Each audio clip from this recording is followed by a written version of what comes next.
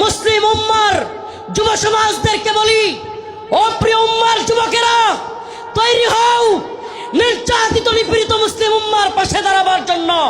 তৈরি হও আল্লাহর নবীর বিরুদ্ধে যারা যাবে বাংলার জমিনে, তাদেরকে অবশ্যই ওয়াজিবুল কতল, আল্লাহর নবীর গালি দেওয়ার শাস্তি, মৃত্যুদণ্ড করতেই হবে। রাজি আছো তো ইনশাআল্লাহ? আল্লামা সাঈদী রাহিমাহুল্লাহ বলেছিলেন, এ কথাটা আমার এখনো কানে বাসে, সরকারকে বলবো বেশি তিরিং বিরিং করিও না। বাংলার জনগণ বেশি তিরিং বিরিং করলে এমন এক ফ্লাইং কিক মারবে, মামার বাড়ি দিল্লি গিয়া পড়বা। অনেকে হয়তো আমার মতো আপনারাও চিন্তা করেন, হাজার হাজার মানুষকে গুলি করে মারলো, এদেশের সর্বজন শ্রদ্ধেয় আলেমদেরকে কারাগারে নিয়ে বন্দি করলো, রিমান্ডের নামে নির্যাতন করলো, জুলুম করলো, আল্লামা মামুনুল হক দামাত বারকাতুহুমকে দাড়ি ধরে টানাটানি করলো। এদেশের সর্বজন শ্রদ্ধেয় বুজুর্গ আলেম, সকলের শ্রদ্ধেয় মানুষ আল্লামা সাঈদী রাহিমাহুল্লাহকে কারাগার থেকে হত্যা করে বাহির করলো। এত কিছুর পরেও এই নেত্রী আর এই দলের পক্ষে মানুষ থাকে কেমনে? প্রশ্ন আসে না? প্রশ্ন আসে কি আসে না? যে হাজার হাজার ছাত্রদেরকে গুলি করে মারলো, ছোট ছোট বাচ্চাদেরকে হেলিকপ্টার থেকে গুলি করলো, আলেমদেরকে জেলে নিল, রিমান্ডে নিল, ফাঁসি দিল, আলেমদেরকে, দেশের সর্বজন শ্রদ্ধেয় আলেমদেরকে কারাগার থেকে হত্যা করে বাহির করলো। এত কিছুর পরেও এই নেত্রী যে তার কর্মীদেরকে রাইখা পালায়, তার পক্ষে কিভাবে লোকেরা থাকে? প্রশ্ন আসে না? আসলে আল্লাহ বলেন, খতামাল্লাহু আলা কুলুবিহিম ওয়া আলা সামইহিম ওয়া আলা আবসারিহিম গিশাওয়া। আল্লাহ পাক এদের অন্তরের মধ্যে সিলমোহর মেরে দিয়েছে। আল্লাহ পাক এদের কানের মধ্যেও সিলমোহর মেরে দিয়েছে। আল্লাহ পাক এদের চোখের উপরে পর্দা ফেলে দিয়েছে। এরা সেই হাসিনা সরকারের আমলের এত নির্যাতন নিপীড়ন দেখেও দেখবে না। যেমন নির্লজ্জ বেহায়া তার নেত্রী, এমন নির্লজ্জ বেহায়া কর্মী। যেমন নির্লজ্জ বেহায়া তার নেত্রী, যে কিনা ছোট ছোট বাচ্চাদেরকে হত্যা করে, হেলিকপ্টার থেকে গুলি করে, এরপরেও বলে আমি কি অপরাধ করেছি। মানে কত বড় নির্লজ্জ হইলে এই কথা বলতে পারে? এরপরেও কি বলে, আমি কি অপরাধ করেছি। আপনি কোন অপরাধ করেন নাই? প্রশ্ন এটা হইতে পারে যে আপনি কোন অপরাধ করেন নাই, আমাকে এমন একটা অপরাধ দেখান। ও প্রিয় মুসলিম উম্মাহ, বাংলাদেশের বাইতুল মুকাররমে হেফাজতে ইসলামের আন্দোলনে হাসিনার পুলিশ বুট পয়রা, জুতা পয়রা দেশের জাতীয় মসজিদে আলেমদেরকে গুলি করে নাই? এর চাইতে জঘন্য আর কি হইতে পারে? আপনি কোনটা করেন নাই বলেন? আমাদেরকে তাহাজ্জুদের আর এই কোরআন তিলাওয়াতের গল্প শোনায়া আপনি কোন আকামটা করেন নাই? প্রিয় মুসলিম উম্মাহ, যশোরবাসী, এই মেসেজ যশোরের মুসলমানদের জন্য নয়, এই মেসেজ, আজকের এই আলোচনা আমার এই দেশবাসীর জন্য আমি রেখে যেতে চাই। আমি আমার কথাগুলো সকলের কানে পৌঁছে দিতে চাই। ও প্রিয় উম্মাহ, প্রিয় জাতি, আমরা চেয়েছি আমাদের অন্তর থেকে, আমাদের ছাত্ররা, আমাদের শিক্ষকরা, আমাদের কলামিস্ট, বুদ্ধিজীবী, মুফতি, বক্তা, ছাত্র, সকল শ্রেণী পেশার মানুষ, আমরা চেয়েছি আল্লাহ পাক হাসিনাকে এই ভূখণ্ড থেকে, আমাদের উপর থেকে, জুলুম থেকে বাঁচাক। আল্লাহ পাক আমাদেরকে বাঁচাইছেন কি বাঁচান নাই? তার মানে আমরা মন থেকে সম্মিলিতভাবে চাইলে পাওয়া যায়। পাওয়া যায় কি যায় না? বলেন, পাওয়া যায় কি যায় না? ইন্নাল্লাহা লা ইউগাইয়িরু মা বিকওমিন হাত্তা ইউগাইয়িরু মা বিআনফুসিহিম।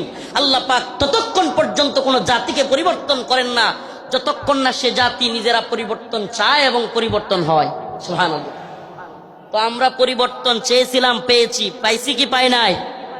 এখন আমাদের আরেকটা পরিবর্তন দরকার। আমাদের মূল বিজয় সেটা। এ বিজয় আমাদের মূল বিজয় না। এ বিজয় যদি আমাদের মূল বিজয় হইতো, তাইলে আমরা আল্লাহর নবীরে কেউ কটূক্তি করলে, গালি দিলে, আমরা এই রায় পাইতাম যে তার শাস্তি হবে মৃত্যুদণ্ড। তার শাস্তি কি? এই ব্যাপারে ইমামগণ একমত, আল্লাহর নবীকে নিয়ে কে কটূক্তি করলে, ব্যঙ্গচিত্র করলে তার শাস্তি মৃত্যুদণ্ড। আল্লাহর নবী সাল্লাল্লাহু আলাইহি ওয়াসাল্লামকে তার সাহাবীরা কেমন ভালোবাসতেন। কাব বিন আশরাফ নামে ইহুদিদের এক নেতা ছিল, নাম কি? কাব বিন আশরাফ। বদর যুদ্ধে যখন মুসলমানরা বিজয়ী হয়েছে, কাব বিন আশরাফ কষ্টে তার অন্তর জ্বলে গেছে।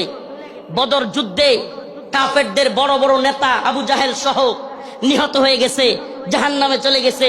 কাব বিন আশরাফের কলিজায় জ্বলন শুরু হয়ে গেছে। সেই মুহাম্মদ আরবি সাল্লাল্লাহু আলাইহি ওয়াসাল্লামকে নিয়ে বিভিন্ন ধরনের কটূক্তিমূলক কবিতা বানাইছে।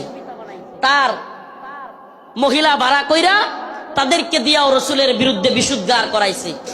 আল্লাহর নবী সাল্লাল্লাহু আলাইহি ওয়াসাল্লাম ডাকলেন, কাব বিন আশরাফ তাকে হত্যা করতে পারবে এমন কে আছো? সুবহানাল্লাহ বলেন।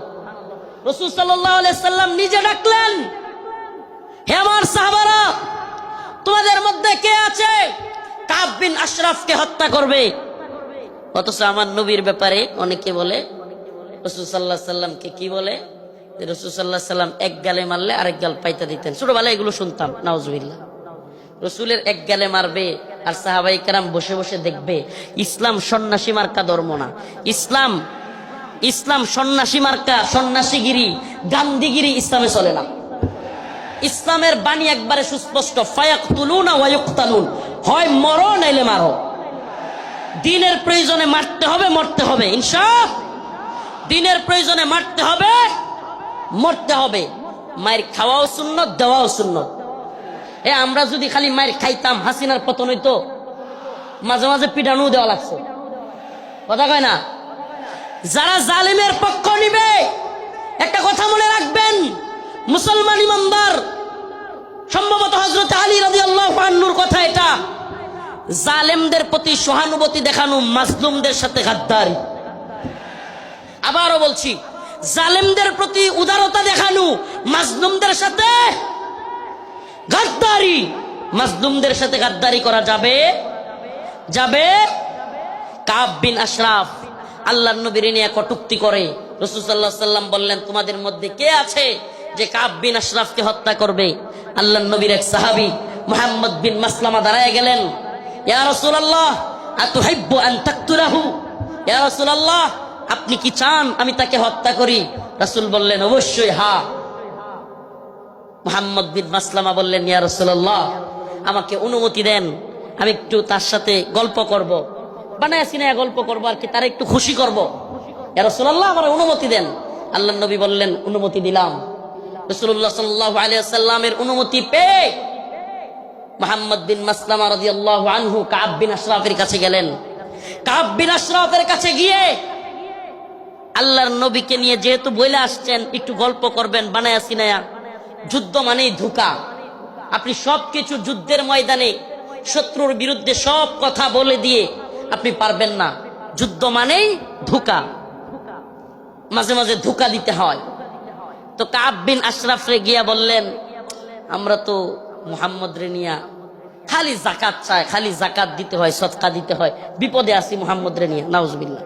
সাল্লাল্লাহু আলাইহি ওয়াসাল্লাম রাসূল সাল্লাল্লাহু আলাইহি ওয়াসাল্লামের ব্যাপারে কাব বিন আশরাফকে খুশি করার জন্য কাব খুব খুশি হয়ে গেল। আগেই কিন্তু অনুমতি নিয়ে আইছেন, আগেই অনুমতি নিয়েই আসছেন। আল্লাহর নবীর ব্যাপারে বললেন কাব বিন আশরাফকে, আমরা তো মুহাম্মদ রে নিয়ে বিপদে আছি। সাল্লাল্লাহু আলাইহি ওয়াসাল্লাম কি সদাকা যাকাত দিতে দিতে আমরা শেষ হয়ে যাচ্ছি। কাব কয়, কে আগেই কইছিলাম না? খুব খুশি হয়েছে, আগেই তো কইছিলাম। এবার মুহাম্মদ বিন মাসলামা বললেন, তোমার কাছে কিছু কর্জা চাই। কি চাই? কর্জা চাই, আমাদেরকে কিছু খাদ্য দাও। কাব বিন আশরাফ বলল, দিতে পারি, কিন্তু কিছু বন্ধক রাখতে হবে। আল্লাহর নবীর সাহাবী মুহাম্মদ বিন মাসলামা রাদিয়াল্লাহু আনহু আল্লাহর নবীকে বলে এসেছেন, ও পয়গম্বর, ও আমার প্রিয় হাবিব, আমি অবশ্যই কাব বিন আশরাফকে কতল করব, তবে আমাকে অনুমতি দেন আমি যেন কাব বিন আশরাফের সাথে খুশ গল্প করতে পারি। আল্লাহর নবী বললেন অনুমতি দেয়া হলো। কাব বিন আশরাফকে মুহাম্মদ বিন মাসলামা রাদিয়াল্লাহু আনহু বললেন, মুহাম্মদ তিনি তো আমাদের কাছ থেকে বেশি বেশি সাদাকা আর যাকাত নিচ্ছেন, এমত অবস্থায় আমরা তো ফতুর হয়ে যাচ্ছি, কি করা? কাব খুব খুশি হয়ে গেল। কাব বলল, আগে তোমাদেরকে বলেছিলাম মুহাম্মদের পিছনে থাকবা না। এবার কাব বিন আশরাফের কাছে মুহাম্মদ বিন মাসলামা কিছু চাইলেন। সে বলল, দিতে পারি, শর্ত হলো কিছু বন্ধক রাখতে হবে। দিতে পারি, তবে শর্ত হলো কিছু বন্ধক রাখতে হবে। মুহাম্মদ বিন মাসলামা রাদিয়াল্লাহু আনহু বললেন, ঠিক আছে, কি বন্ধক চাও? কাব বিন আশরাফ বলল, তোমার বউরে বন্ধক দাও। নাউজুবিল্লাহ। এটার বডি ছিল অনেক লম্বা, উঁচা, বিরাট সাইজের মানুষ। মুহাম্মদ বিন মাসলামা রাদিয়াল্লাহু আনহু বললেন, না, তোমার কাছে আমার বউ দেওয়া যাবে না। এবার মুহাম্মদ বিন মাসলামা রাদিয়াল্লাহু আনহু বললেন, দিতে পারি, আমার ডাল তলোয়ার এই তরবারিগুলো তোমার কাছে দিতে পারি। এগুলো বন্ধক রাখলেন। বন্ধক রাখার পর কাব বিন আশরাফকে মুহাম্মদ বিন মাসলামা রাদিয়াল্লাহু আনহু বললেন, আমি আমার আরো 2 জন সহযোগীকে নিয়ে আসি। তুমি যেই খাদ্য দিবে, তুমি যেই খাবার দিবে, ওই খাবার জিনিসগুলো নেওয়ার জন্য লোক লাগবে। আসলে কি, কাব বিন আশরাফের যে সাইজ, ওরে যদি ধরতে হয়, সাইজ করতে হয়, একা একা পারবেন না, এই জন্য আরো 2 জনকে আনতে গেছেন। সুবহানাল্লাহ। এবার উনি 2 জনকে নিয়ে আসলেন। আসার পরে কাব বিন আশরাফকে বললেন, কাব, তোমার মাথার মধ্যে কি সুগন্ধি ব্যবহার করো? এত সুন্দর গ্রাম তোমার মাথা থেকে আসতেছে। এটা আরেকটা পাম, এটা আরেকটা কি পাম। আগে দিছে কি? আরে মুহাম্মদের যাকাত দিতে দিতে আমরা শেষ। এতে করে সে খুশি হয়েছে। আগেই কইছিলাম না মুহাম্মদের পিছনে থাইকো না। নাউজুবিল্লাহ। তো এইবার কি পাম দিল? যে তোমার কল্লার মধ্যে, তোমার মাথার মধ্যে এমন কি সুগন্ধি দাও, এত সুগন্ধি আসতেছে, সুঘ্রাণ আসতেছে। কাব বিন আশরাফ খুশিতে গদগদ হয়ে গেছে, খুব খুশি হয়েছে, পাম দিছে। তো মুহাম্মদ বিন মাসলামা রাদিয়াল্লাহু আনহু বললেন, কাব, তোমার মাথার থেকে একটু সুঘ্রাণ নেওয়ার জন্য তোমার মাথাটা একটু আমাকে আগায় দিতে পারবা? মানে মাথা থেকে কি নিব? সুগন্ধি নিব। কাব বিন আশরাফ খুশি হয়ে গেল। খুশি হয়ে কাব বিন আশরাফ তার কল্লাটা আগায় দিল। ও যশোরবাসী, খুব মনোযোগ দিয়ে শুনবেন। আল্লাহর নবীর সাহাবা মুহাম্মদ বিন মাসলামা যখন কাব বিন আশরাফ কল্লাটা আগায় দিল, সাথে সাথে আল্লাহর নবীর সাহাবী মুহাম্মদ বিন মাসলামা কাব বিন আশরাফের কল্লা এইভাবে পেছায় ধরলেন। সুবহানাল্লাহ। কাব বিন আশরাফের কল্লা পেছায় ধইরা সঙ্গে সাথে থাকা অন্য সহপাঠীদেরকে বললেন, কাব বিন আশরাফের কল্লার মধ্যে কূপ দাও। সুবহানাল্লাহ। মুহাম্মদ বিন মাসলামা গলা চাইপা ধরলেন, আর কাব বিন আশরাফকে ওনার সাথীদেরকে বললেন, কূপ দাও। আল্লাহু আকবার বলে কাব বিন আশরাফের কল্লা ফেলে দিলেন।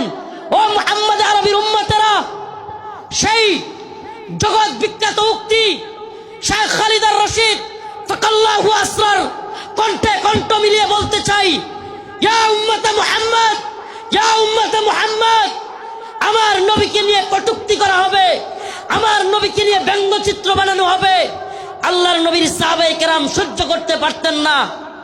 ফরমায়া রাসূলুল্লাহ সাল্লাল্লাহু আলাইহি ওয়াসাল্লাম, ফরমায়া রাসূলুল্লাহ সাল্লাল্লাহু আলাইহি ওয়াসাল্লাম, মান সাব্বা নবিয়ান ফাকতুলু, আল্লাহর নবীকে নিয়ে যে কটূক্তি করবে, রাসূল সাল্লাল্লাহু আলাইহি ওয়াসাল্লামকে যে গালি দিবে, তার শাস্তি একটাই।